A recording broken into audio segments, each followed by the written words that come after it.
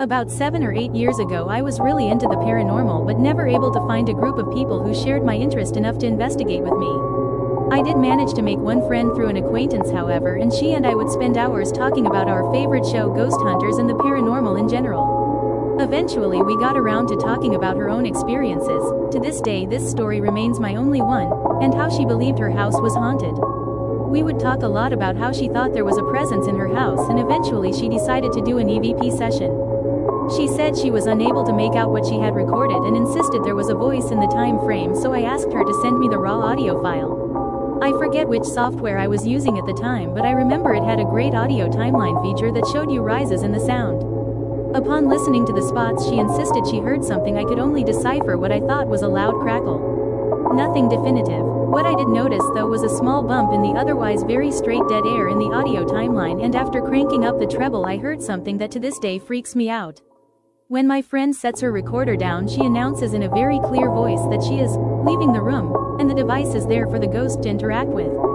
Well, I shit you not, only 5 to 7 seconds after she leaves the room there is a very faint female voice that asks, "You don't want to see me?" On the audio timeline it is a fraction of a second and incredibly eerie, like someone sped it up. I still have the file on an old hard drive. I have it edited down to the exact spot. I could post it if there's enough interest. Man, I forgot about this until now, and now I can't sleep from the excitement of remembering how bizarre it was.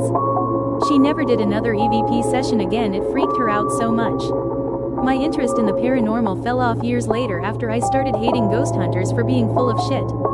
Friend's house was haunted and she caught audio proof. A healthy amount of skepticism is natural in situations like this, and I totally understand if people want to call bullshit. It's easy to explain this away as being faked. You don't know me, so why should you trust me? All I can say for certain is that my friend sent me the original 1947 audio clip unedited and I dropped into some editing software. All she had was her recorder and no editing software of her own, that I knew about. She was trying to decipher what she thought was the paranormal activity solely by listening back on the device. She was also fixated on an entirely separate part of the audio than the one I found and posted. She claimed to have never even heard what I sent her. The audio she was fixated on was just a loud crackling sound. I actually have that isolated as well and will post it to the SoundCloud under crackling sound. Also, it's important to note that she was so freaked out after I let her listen to what I found that she stopped attempting to make all contact. When I was a kid, my brother and I would get stuck with babysitting the neighbor's kid. His name was Alex. Alex was really fond of my Lego set that I had in the corner of my room, facing the window. He would play for hours, staying preoccupied, while my brother and I would play video games in the living room. So one night, when I fell asleep on the couch, while babysitting, my brother came to me and said, "Alex is under your bed and shaking." I asked, "What's wrong with him?" My brother told me to follow him into the room and try to talk him back out from under the bed. I go inside to find him on the verge of tears as he was trembling profusely under my bed. I asked Alex, "What's wrong? Why are you under there?" Alex whimpered, "It," while looking at my sliding closet. As I walked toward the bed in order to help him out, he ran. He ran all the way back over to his house and waited on his front steps until his parents got home. Now, my parents were out to dinner with his, and he explained the whole story in detail to both his parents and mine. His explanation sent shivers down my spine when my brother and I left the house to meet up with his parents and find out what happened. My mom told me that Alex was playing with my Legos and hear a slight murmur from my closet, something that resembled a faint vocalization of, "Come here."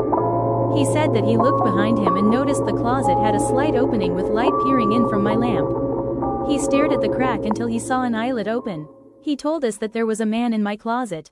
Alex then hid under my bed after he gave out a slight yelp, which attracted my brother's attention. My family rushes back into my house and into my room. In horror, we find my closet door rocked open. My window had been left open when it was previously closed, and a few things knocked over which had not been touched previously. We still don't know what force we were reckoning after that evening. Thank God nothing more severe happened.